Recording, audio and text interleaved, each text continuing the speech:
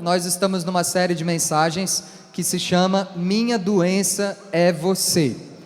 Durante 7 terças-feiras, nós estamos conversando sobre 7 tipos de pessoas que adoecem a gente. Semana passada, nós falamos sobre o invejoso. E hoje, nós vamos falar sobre o pessimista, a pessoa pessimista.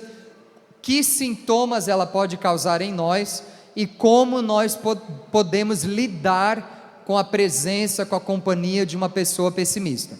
Para isso, nós vamos fazer um estudo de caso, de uma história bíblica. Por isso, se você gosta de mexer com a Bíblia, gosta de estudar a Bíblia, pegue a sua Bíblia, fique com a Bíblia aberta. Quem tem a Bíblia no celular não tem problema, porque nós vamos ir e voltar lendo alguns capítulos dessa história. É um estudo de caso, onde a gente vê um otimista e um pessimista, 2 pessoas com 2 perspectivas diferentes sobre a mesma situação, e nós vamos estudar isso e aprender. Números 13, versículo 23. Só para a gente se situar, preste atenção aqui em mim. Nesse momento que nós vamos ler agora, o povo de Deus ia invadir Jericó. Vocês lembram dessa história? Tem até uma música, né? Vem com Josué lutar em Jericó.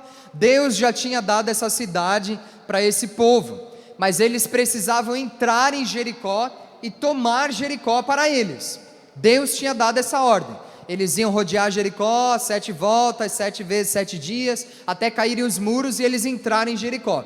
Mas antes de chegarem em Jericó, o que eles fizeram? Enviaram alguns espias. Alguns homens disfarçados entraram em Jericó para olhar a terra, para ver como era a terra e como era aquele povo, para então eles poderem invadir Jericó. E quando esses espias voltam para passar esse relatório, é aí que a gente encontra um grupo de pessimistas e um grupo de otimistas. Olha o que está escrito aqui, Números 13, 23. Depois eles vieram até o vale de Escol, e dali cortaram um ramo de vide, com um cacho de uvas, o qual trouxeram 2 homens sobre uma verga, como também romãs e figos. Preste atenção, 2 homens tiveram que trazer esse cacho de uva numa verga. Sabe quando colocam um sarrafo aqui, uma madeira, no ombro de um homem, o outro lá na frente, e o cacho de uva estava pendurado aqui no meio, de tão grande que era esse cacho de uva. Aí olha só, chamaram aquele lugar o Vale de Escol, por causa do cacho que dali cortaram os filhos de Israel. Vamos até o 33. Depois voltaram de espiar a terra, ao fim de 40 dias, passaram 40 dias lá olhando, e caminharam e vieram até Moisés e Arão e a toda a congregação, estava todo mundo reunido, os filhos de Israel no deserto de Parã, a Cádiz, e tornando, deram-lhes conta a eles e a toda a congregação, e mostraram-lhes o fruto da terra, aquele cacho gigante que eles tinham pego lá. Contaram-lhe e disseram: nós fomos, olha o relatório agora, nós fomos à terra a que nos enviaste, e verdadeiramente essa terra mana leite e mel, e este é o fruto, esse cacho gigante que eles estavam trazendo. O povo, porém, que habita nessa terra é poderoso, e as cidades fortes e muito grandes, e também ali vimos os filhos de Anak. Os amalequitas habitam na terra do sul, os heteus, os jebuseus, os amorreus habitam na montanha, e os cananeus habitam ao pé do mar e pela ribeira do Jordão. Então Calebe, olha o Calebe era o otimista. Calebe fez calar o povo perante Moisés e disse: subamos animosamente e possuamo-la em herança, porque certamente prevaleceremos contra ela. Calebe é o otimista da história. Aí depois vem os pessimistas, olha aí. Porém os homens que com ele subiram disseram: não poderemos subir contra aquele povo, porque ele é mais forte do que nós. E infamaram a terra que tinham espiado perante os filhos de Israel, dizendo: A terra pelo meio da qual passamos a espiar é uma terra que consome os seus moradores, e todo o povo que vimos no meio dela são homens de grande estatura. 33, também vimos ali gigantes, filhos de Anak, descendentes dos gigantes, e nós éramos aos nossos olhos como gafanhotos, e assim também éramos aos seus olhos. Preste atenção, não perde o fio da meada. 40 dias passaram lá, Caleb voltou animadíssimo. Essa terra é boa, essa terra mana leite e mel, olha o tamanho desse cacho de uva, essa terra Deus já deu para nós, vamos lá, vamos subir, vamos possuir essa terra. Do lado, já tinha um lá com a cara torta, o beiço torto, a cabeça baixada, encostado numa parede, com a mão no bolso, sentado numa cadeira. Olha, eu não sei se vai dar certo isso, hein?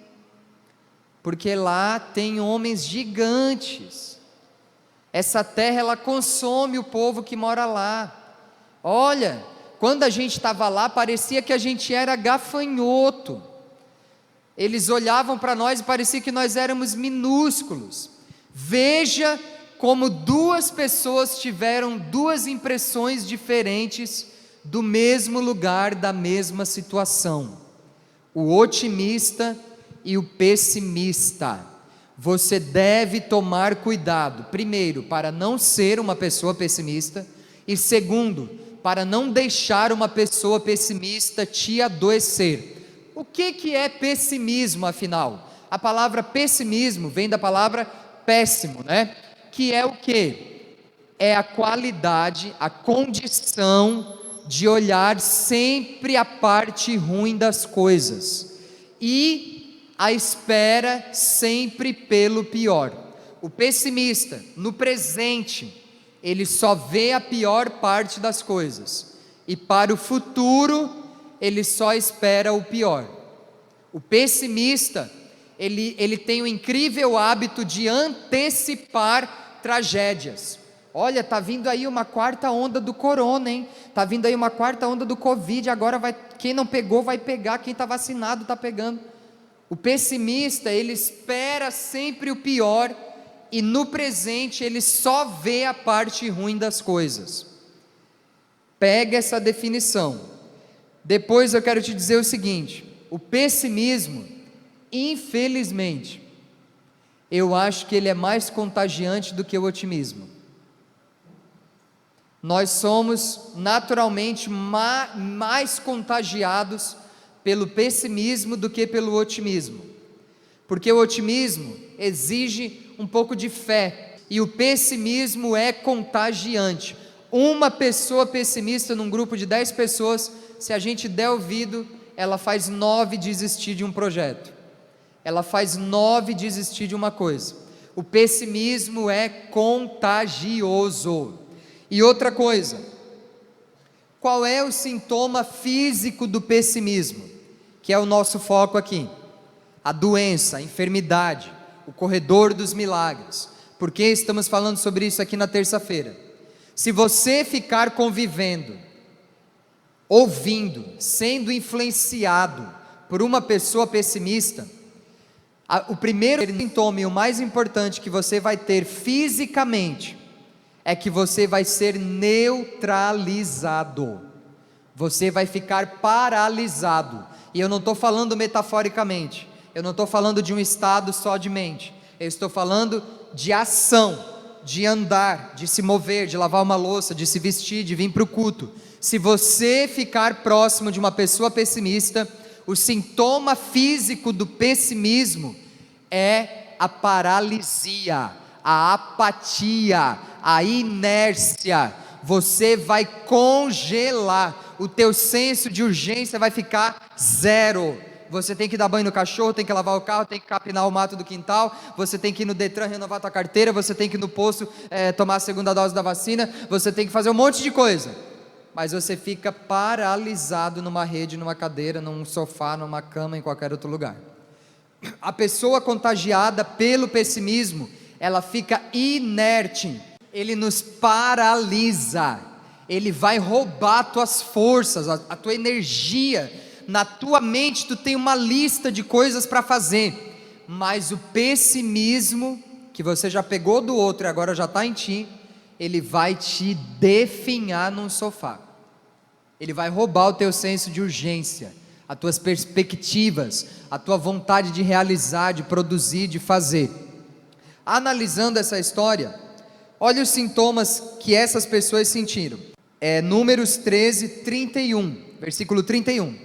Os homens que com ele subiram disseram: não poderemos subir contra aquele povo, porque ele é mais forte do que nós.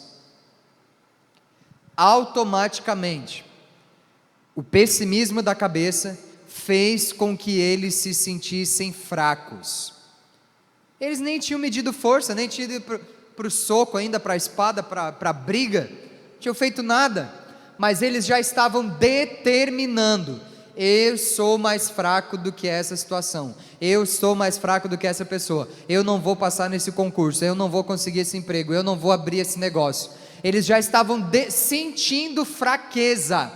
A perspectiva deles da situação fez com que eles se sentissem mais fracos do que as outras pessoas. Atenção, todo mundo já teve esse pensamento uma vez na vida. O problema é quando ele é recorrente.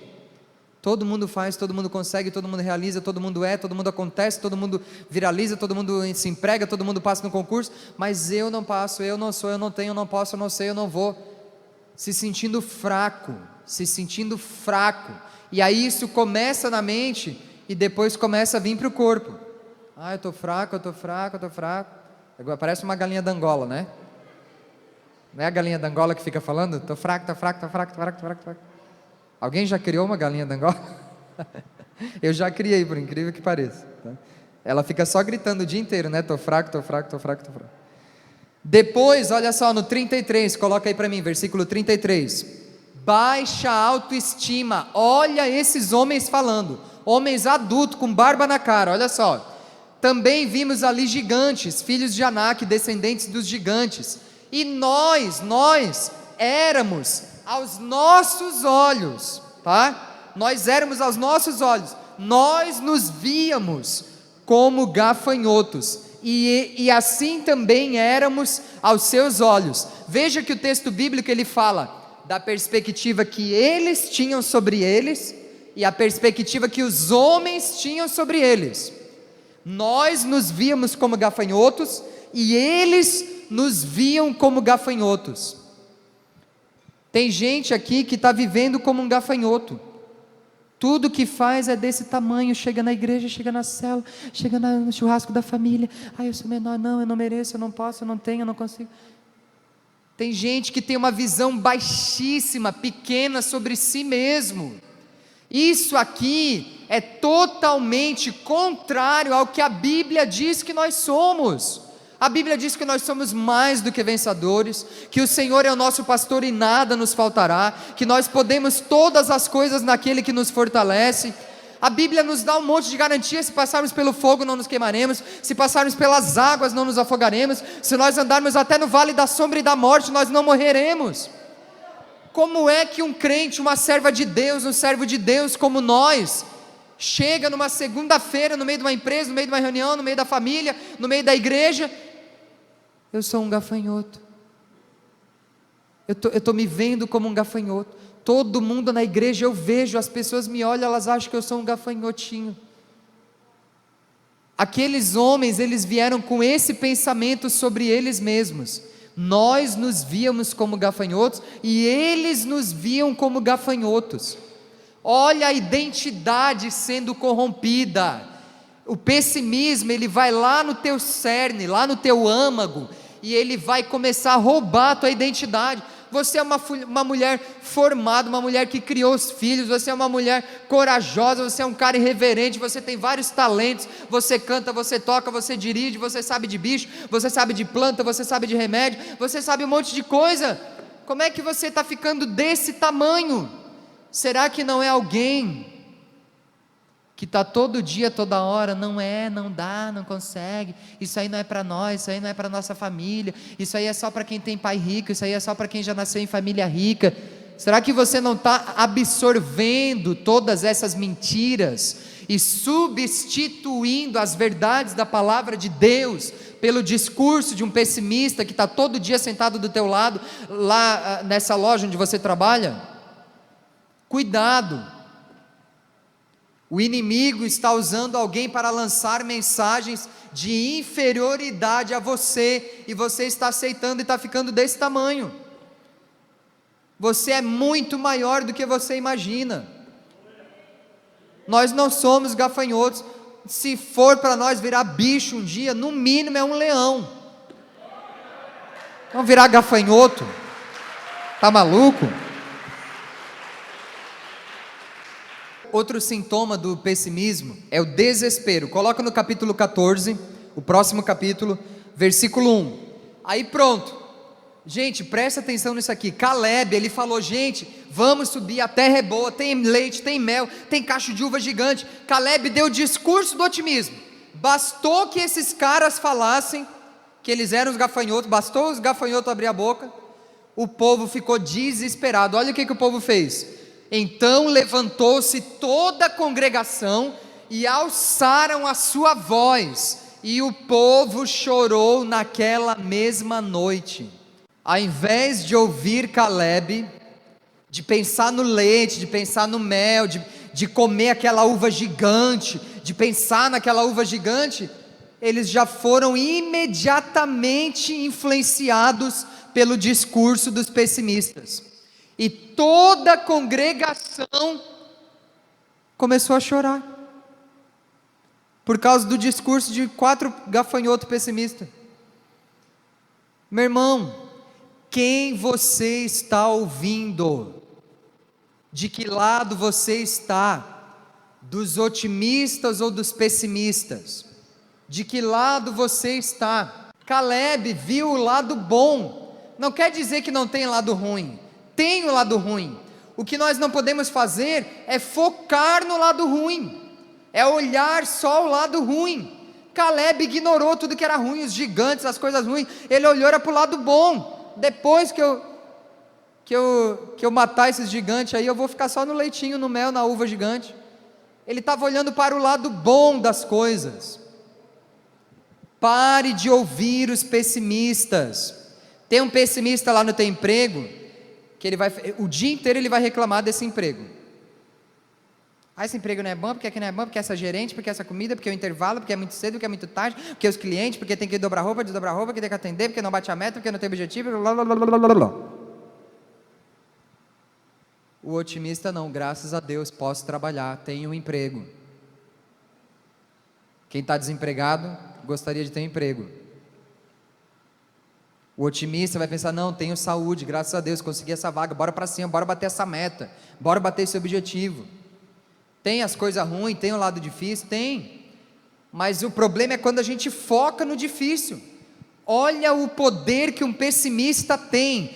Toda a congregação alçou a voz e começaram a chorar, por causa da palavra de 4 gafanhotos. Se eles não quisessem, eles que ficassem ali então, e o povo que ouvisse Caleb. Caleb estava passando o relatório otimista, mas o povo foi na conversa dos pessimistas. Então cuidado, porque o pessimismo, ele vai te trazer desespero. Ninguém chora sem razão. Sabe por que eles começaram a chorar? Porque eles acharam que eles não iam mais entrar em Jericó, que eles iam ter que ficar morando no deserto. Eles acharam: agora nós vamos ter terra, saímos de casa, ficamos sem casa. Eles ficaram desesperados, porque não iam ter um lugar para morar.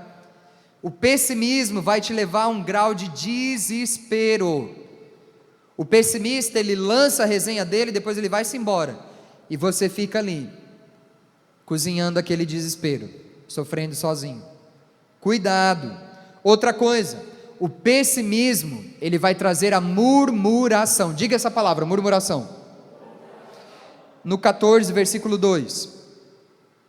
Olha esse povo, olha o poder de alguns homens pessimistas.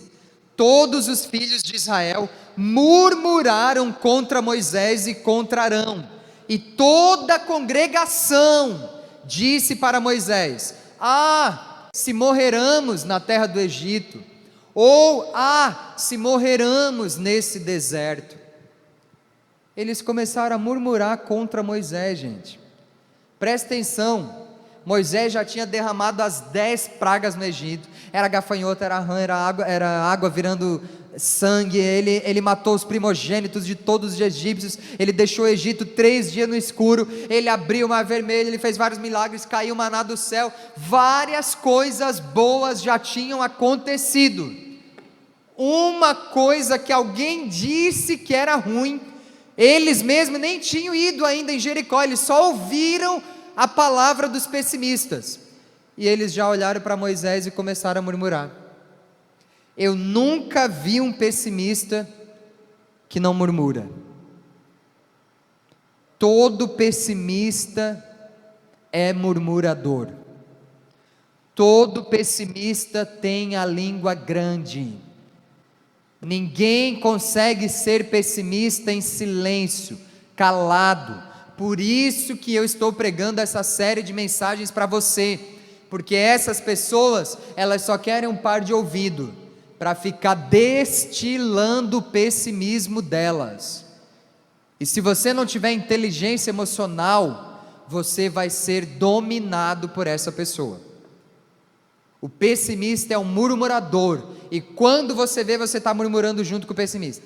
Se está calor, o pessimista: ai que calor, ai esse sol, se chove, ai essa chuva. Mano, o pessimista nunca está feliz com nada, ele só vê a parte ruim das coisas, e ele murmura, tem a língua grande, a língua solta.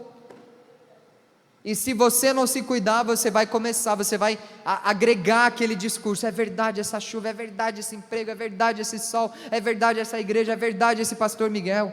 Olha, se vocês estiverem falando de mim por aí, pare de murmurar. O pessimismo vai te levar à murmuração. E aí o que acontece? Talvez a gente fale uma outra série sobre isso. Pensamentos se tornam palavras, palavras se tornam atitudes, e as atitudes geram consequências. Há poder nas palavras. Eu não consigo, eu não posso, eu não vou, eu sou um gafanhoto. Aí pronto, mano, aquilo ali vai virar uma verdade. A primeira pessoa que ouve quando você fala é você. Não é esse o princípio da terapia? A gente paga R$500 lá para um terapeuta, deita num divã para ficar falando para nós mesmos. Esse é o princípio da terapia. A primeira pessoa que ouve quando você fala é você. Cuidado, pessimismo vem acompanhado de murmuração. Quando você vê alguém que murmura demais, que reclama demais, que nada está bom, que nunca está certo, essa pessoa é um pessimista. Mantenha distância. Mantenha distância. Se você puder evitar, evite. Se não tiver como evitar, blinde os teus ouvidos. Blinde os teus ouvidos. Não deixe entrar no teu coração. Versículo 3, 14:3. Outro sintoma do pessimismo. Vejam o que esses homens, um grupinho de homens fez com a congregação inteira. A ingratidão. Olha o versículo 3. Olha o que eles falaram para Moisés: por que nos traz o Senhor a essa terra, para cairmos à espada, e para que as nossas mulheres e as nossas crianças sejam por presa? Não nos seria melhor voltarmos ao Egito?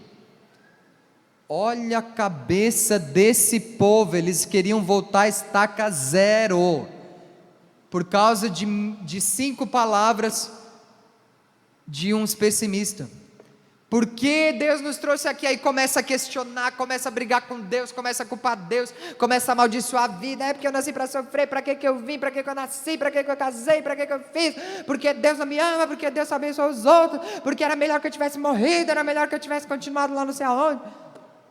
Esse povo, em 1 minuto de pessimismo, eles tomaram um copo de pessimismo, e eles esqueceram de tudo que Deus já tinha feito. Porque o melhor era nós estar lá no Egito mesmo. Eles apanhavam o dia inteiro, eles trabalhavam debaixo do sol, comendo água e cebola, sendo humilhados pelos egípcios. O pessimismo fez eles sentirem saudade de ser escravo. Isso aí para mim já está beirando a loucura. É sério isso. O pessimismo, se você não se cuidar, ele corrompe a tua fé, ele te leva ao pecado, ele te tira da igreja, ele te dá saudade do mundo. Quando você vê, você não está mais servindo a Deus, você não está mais na igreja, você está lá. Volta, lá para onde você estava, para o Egito. Em um discurso, em uma palavra dos pessimistas, eles ouviram Caleb. 1 minuto depois os pessimistas falaram, o discurso deles já foi todo para o pessimismo. Vejam como o pessimismo é mais contagioso do que o otimismo. Aquele povo quis até voltar para o Egito. Se você deixar um pessimista entrar na tua cabeça, ele vai fazer você voltar a estaca zero. E se você se tornar um pessimista, pior ainda. Cuidado, cuidado, fique alerta. Esses são os sintomas, beleza. Agora você deve estar se perguntando, pastor Miguel, então o que eu faço? Você acha que Moisés e Josué ficaram calados? Olha o que eles fizeram. Primeira coisa que você tem que fazer quando você estiver perto de uma pessoa pessimista, ou se você for uma pessoa que já se tornou pessimista, por causa de outro pessimista, a primeira coisa que devemos fazer com o pessimista, agora é Bíblia, gente, não é minha opinião, é Bíblia. Primeira coisa, versículo 13, capítulo 13, versículo 30. A primeira coisa, absorver apenas as palavras dos otimistas. Olha o discurso de Caleb. Caleb fez calar o povo perante Moisés e disse: subamos animosamente e possuamo-la em herança, porque certamente prevaleceremos contra ela. Aquele povo ouviu duas palavras no mesmo instante: Caleb e os pessimistas. A decisão não estava na cabeça do povo? Claro que estava. Eu posso não conseguir evitar a palavra pessimista, mas eu posso decidir o que eu vou fazer com ela. Pode ter uma pessoa lá no meu trabalho que é pessimista, que reclama, que fala de tudo. Pode ter uma pessoa que mora comigo que é pessimista. Eu não posso silenciar ela num controle remoto. Eu não posso expulsar de casa. Nem devo. Mas eu posso decidir o que eu vou fazer com as palavras daquele pessimista. Ou eu pego aquelas palavras, anulo, quebro, rejeito, ou eu absorvo. A primeira atitude nossa para não adoecer é absorver as palavras dos otimistas. E aí de novo eu vou te falar sobre uma coisa que eu comentei semana passada. Você precisa aprender a gerir as tuas amizades. Alô, ei, preste atenção, olha aqui na minha lente. Isso aqui pode salvar a tua vida. Você tem que fazer uma boa gestão das tuas amizades. Ai, família, cunhada, estudou comigo, faz 10 anos que eu conheço, amém. Tudo bem. Ah, irmão da igreja, sei que é, amém. Devemos amar a todos, todos podem ser salvos, o céu é para todos, a igreja é para todos, mas para entrar na minha vida, para entrar na minha casa, para eu frequentar a casa, para eu contar os meus segredos, para eu contar o meu passado, para eu contar os meus planos para o futuro, não é qualquer pessoa. Amores, amizades, histórias, favores, mas amizades à parte. Eu preciso ter um critério para escolher as minhas amizades. Se eu estou sendo dominado pelo pessimismo, o que posso concluir? Que eu estou o tempo todo cercado de pessoas pessimistas. Eu estou preferindo andar com pessimistas. Se só o que circula na minha cabeça são palavras de pessimismo, é porque então eu estou andando com gente pessimista. Eu preciso me associar a pessoas otimistas. E aí, quando nós falamos de cristãos, de evangelho, nós estamos falando de pessoas que são otimistas à luz da palavra de Deus. Porque o crente, ele não é só otimista, ele é cheio de fé. Além de ter um otimismo para o futuro, ele tem fé, como Caleb. Então eu preciso o quê? Reciclar o meu círculo de amizades. Eu preciso começar a andar com gente que está empreendendo, se eu quero empreender. Eu preciso começar a andar com gente que gosta de trabalhar, se eu quero trabalhar. Eu preciso começar a andar com gente mais culta, mais inteligente, que lê mais, se eu quero ser mais inteligente. Não andar com gente que só fica jogando Free Fire e gravando TikTok.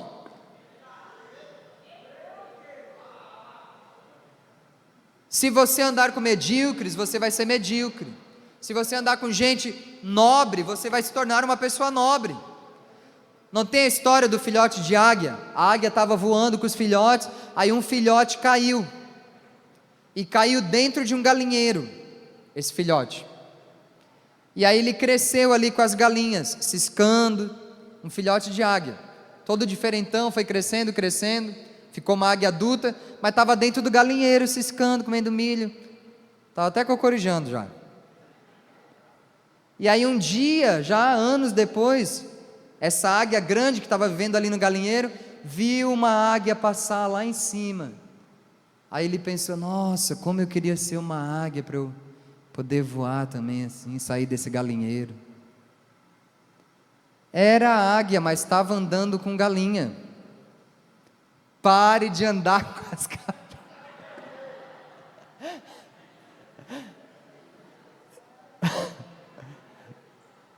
Ei, se você quer ser águia, mano, anda com águia.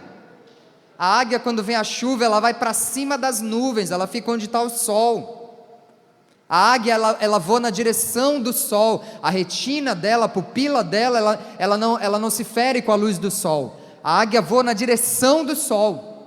Aos 40 anos, a águia entra numa fenda, numa rocha, arranca o bico, arranca as penas, arranca as unhas, e ela passa pela renovação da águia.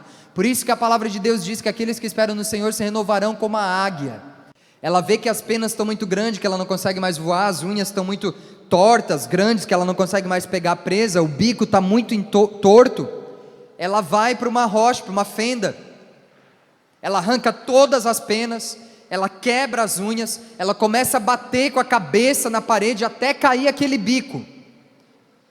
E ela fica vários dias lá dentro dessa fenda, até crescer um novo bico, novas unhas e novas penas. E aí ela sai dali para um voo novo. Você precisa reciclar o teu círculo de amizades. Ah, mas eu amo, mas eu gosto, o que eu vou dizer, como é que eu vou explicar? Você não deve explicação para ninguém, cara. Tem alguém pagando as tuas contas? Se você não tiver coragem de evitar, de se recolocar, claro que você não vai ser indelicado, você não precisa ser mal educado, mas você precisa saber dizer não, gerir o teu tempo, gerir os encontros, os lugares que você frequenta, as conversas que você participa, as pessoas que você interage no celular, nas redes sociais. Ande com pessoas otimistas, eu quero ver se você não será contagiado. Você fica andando com gente que só compartilha porcaria, gente melancólica, gente que, os status é só tristeza, é só não sei o que, a minha vida, ó céus, ó terra. Daqui a pouco você está igualzinho.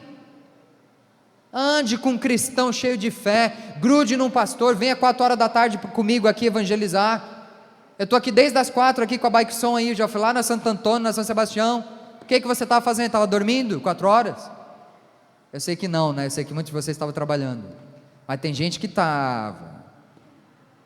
Ande com gente otimista, com gente que está produzindo, que está fazendo, criando, enriquecendo, e você vai ser contagiado. Aquele povo tinha uma escolha, mas eles escolheram ouvir os pessimistas ao invés de ouvir Caleb. Depois, o que você deve fazer com o pessimista? Capítulo 14, versículos 5 e 6. Aqui Moisés não deixou barato não. Então Moisés e Arão caíram sobre os seus rostos perante todo o ajuntamento dos filhos de Israel. E Josué, filho de Num, e Calebe, filho de Jefoné, dos que espiaram a terra, rasgaram as suas vestes, que era um sinal de protesto na época. Eles choraram na frente do povo e rasgaram as vestes, num sinal de protesto. Eu quero te dizer uma coisa: o pessimista, ele é tão diabólico que ele te intimida. De algum jeito ele te constrange ao ponto de que você não fica à vontade para discordar de um pessimista. O pessimista, ele tem tanto argumento, ele vem tão convicto, que ele vai falar tão convicto, que você vai ficar com medo de discordar do pessimismo dele. Você vai concordar, até porque você não quer arrumar briga, não quer se posicionar. Aí ele fala, essa chuva ruim, não sei o quê. Aí você, é verdade, essa chuva ruim. Você nem estava achando a chuva ruim, você estava achando bom, que choveu, que está refrescando. Mas aí você concorda, porque o pessimista, ele já vem te intimidando, ele quer que você concorde. Rasgue as tuas vestes, proteste. A hora que um pessimista falar, não, eu não acho, para mim essa chuva está ótima. Tem um monte de gente que está precisando dessa chuva. Se não chover, o agricultor não tem como crescer o milho, o arroz, o feijão, amanhã nós não temos o que comer. Nós precisamos do sol e da chuva, vamos agradecer. Corte um pessimista no ato. Não adianta você protestar depois na internet e não fazer nada na hora. O teu textão não vale nada se você não fazer nada. Reaja ao pessimismo. Reaja. Quando um pessimista vem para o teu lado, diz, mano, nem vem. Essa chuva está ótima, eu estou para cair nessa chuva e tomar um banho. O pessimista, ele quer uma pessoa que concorde. Calebe estava otimista, ele viu a possibilidade de possuir Jericó, indo por água abaixo. O que ele fez? Se juntou com o povo e começou a chorar? Não, ele foi lá para um ponto central lá, jogou o rosto no chão e rasgou as vestes. Vocês tudo pode achar que é ruim, mas fiquem sabendo que eu não concordo. Eu estou rasgando as minhas vestes, para vocês saberem que eu estou contra essa ideia pessimista aí de vocês. Te posicione, senão o pessimista vai dominar lá onde você trabalha, o pessimista vai dominar nessa casa onde você mora, o pessimista vai dominar nessa célula onde você está. Você tem que se posicionar. E por último, capítulo 14, 7 e 8. Falaram a toda a congregação dos filhos de Israel, dizendo: a terra pelo meio da qual passamos a espiar é uma terra muito boa, sim. Versículo 8. Se o Senhor se agradar de nós, então Ele nos porá nessa terra, e Ele nos dará ela, a terra que emana leite e mel. O que discurso era esse? O discurso da confiança em Deus. Confiança em Deus e pessimismo não habitam no mesmo lugar. Ou você confia, ou você é pessimista. Josué se levantou e disse o seguinte: olha, se Deus se agradar de nós, é Deus que vai colocar nós nessa terra. Pode ter gigante, pode ter muralha, pode ter o que for na nossa frente, Deus vai nos colocar dentro dessa terra. Essa foi a palavra de Josué no meio do povo. Na hora que vier o pessimista, ou o pessimismo tentando dominar a tua mente, não vai dar, não vou conseguir, será que vai ser, será que não vai dar? Escolha confiar em Deus. Deus vai fazer. Se eu olhar para mim, para os meus recursos, para quanto dinheiro eu tenho na minha conta, se eu olhar para a minha formação, se eu olhar para os meus diplomas, para a minha família, para a história da minha família, eu posso ficar cheio de pessimismo. Mas se eu elevar os meus olhos para os montes, de onde me virá o socorro? O meu socorro vem do Senhor que fez os céus e a terra. Eu tenho que olhar para Deus. O melhor otimista que existe no universo é Deus. A Bíblia é um livro otimista. A Bíblia é um livro que nos anima. Olhe para Deus. Confie em Deus. A palavra de Josué foi essa: Deus que vai colocar nós lá. Vocês estão achando que porque nós somos pequenos, porque tem gigante, porque tem isso, porque tem aquilo, mas nós não precisamos confiar na nossa força. Era isso que ele estava querendo dizer. Nós devemos confiar em Deus, porque Deus vai nos colocar lá. E no final da história você sabe, não precisou nem guerra, nem espada, nem nada. Durante 7 dias, eles foram lá, deram 7 voltas em cada dia, foi 7 vezes 7, 49. Quando eles deram a última volta, as muralhas simplesmente caíram. Deus derrubou as muralhas, e Deus deu aquela cidade para aquele povo. Quem faz é Deus. Escolher confiar em Deus é rejeitar o pessimismo. Pessimismo e confiança em Deus não coabitam, não ocupam o mesmo espaço. No teu coração, ou você é pessimista, ou você confia em Deus. As duas coisas não dá. Escolha confiar em Deus. Amém?